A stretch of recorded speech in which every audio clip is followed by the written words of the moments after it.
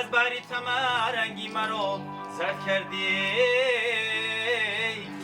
محتاجی داری خانه نامد مکن. سرود باشد نان هم می شود. افضل شاه این جوان لولی رزق روزیش را با سرود پیدا کرده است. او هنری سرایندگی دارد. صدایش بلند و جالب است. با سرود و ترانه‌های پرمضمون توجه مخلصان را به خود جلب کرده است. این خمایده بودم مامی حواس داشتم که مقصد حافظ شم من اسباب جمع کنم توی گردم منم قشلا خودم معرکه میشی توی پوی یا بالا میکردیم یا علاج یک بعد یا دو بعد میبرام میگفتم بعد هجای زاو دارم میکرد خیلی خدا را شکر امروزش ده با اسبابم جمع کردیم نه تویش هم گشتیم همش دیدیم. افضل شاه را نه تنها در دهه‌شان بین لولی ها میشناسند، در دیگر شهر و ناحیه ها آنجایی که لولی ها زندگی دارند درباره او میدانند.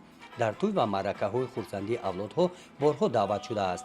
خوجان رفتیم پیشواز گرفتن مقصد و پایانداز آنا با بیا سلام علیک اوجا مقصد ما ملت مانا گفتیم که ما همین خیلی ملت گفتن گفت نیست با این خیلی ملت باشین با خوب خیلی معرکه را گذراندیم معقول شد ساعت پایده کرد یا مخلص هم باور کنی که بسیار شد.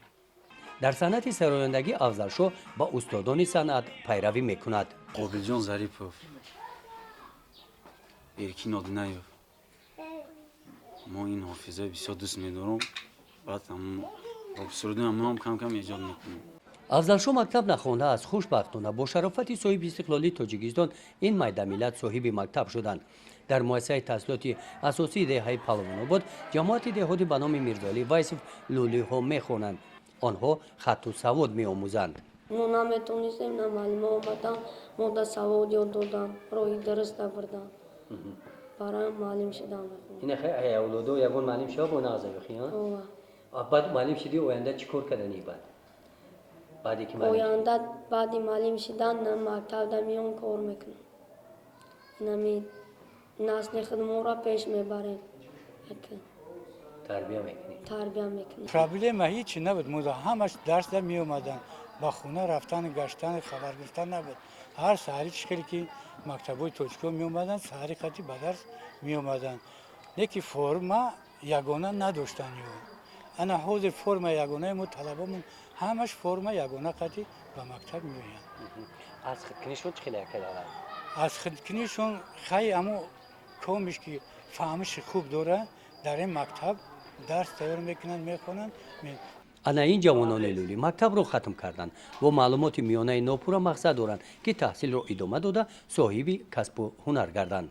از همه جا میرای به حرفای کلان نوشته اگر سواد که باشه میخونه امو کجا میرای چیکار میکنه به سواد که باشه همجا میمونه دیگه میپرسی مردم سواد چیزی خوبه این امو 2006 مکتب بنیاد کردم داخل شدیم خوندیم 4 سال شکرانه خدازی میخونیم سواد انگلیسی هم میخونیم تاجیکی هم روسی هم نمیبریم هیچ که نمیپرسیم خودمون میخونیم سواد داریم شکرانه خدا بهترین چیز های سواد با بخونم نه خوندیم و دونستیم نه بخواهش خود آوردیم مکتب دا سپردیم بچه همونا آدمایی که نخوندن نمیفهمن نمیتن مکتب دا که بچه هاشون هم با سواد شن میخوان رنگ خداشون به سواد بگردن.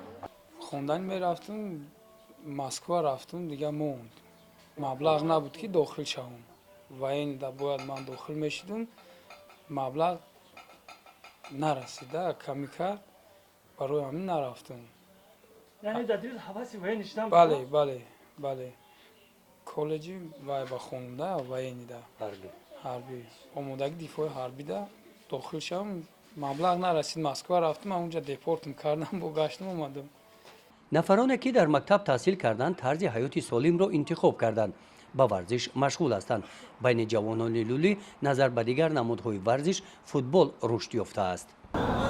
دستای دروازه دا باز میکنن قربان شهید دا قلبوکی اوسه دا باز میکنن خرغان دا باز میکنن دانغره دا باز میکنن. فوتبال ما داشتیم تامیه که завқ муай ишқ муай мисол тоҷикистонда футбол хела пешрафта шидагиай гарави саломатиай хела завқмандам бачо шуғли ин ҷавонони лӯлӣ бошад парвариш ва нигоҳбини хурусҳои ҷангӣ мебошад чунин хурусҳои ҷангӣ дар бозор арзиши калон доранд муддати 3 сол шид нами хурус да зав дорум ака бозӣ мекунем ина иншолло ба амри худо ҷанивар аягон хурус пӯш намуда ҳамаи хурусҳои тоҷикистона лӯлиҳоро ҳамаша зад ака 3 сол шид ина акаҷон ина маҳмадали васура хурузушакаена дар деҳаи полвонобод он деҳае ки афзалшо зиндагӣ мекунад ҷавонон олами табиатро дӯст медоранд бисёр ҷавонони ин деҳа ба нигоҳубини кафтар машғул ҳастанд ботирхон яке аз ин ҷавонон аст кафтар баландиро дӯст медорад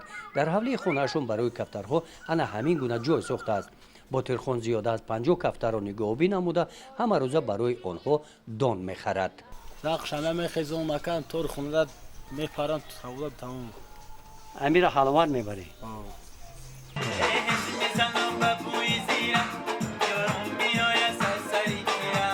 ботирхон ҳам мухлиси афзалшо аст афзалшо мақсад дорад ки албоми худро тайёр намуда дар саҳнаи калон назди мухлисони зиёд баромад намояд барои ин ӯ омодагӣ мебинад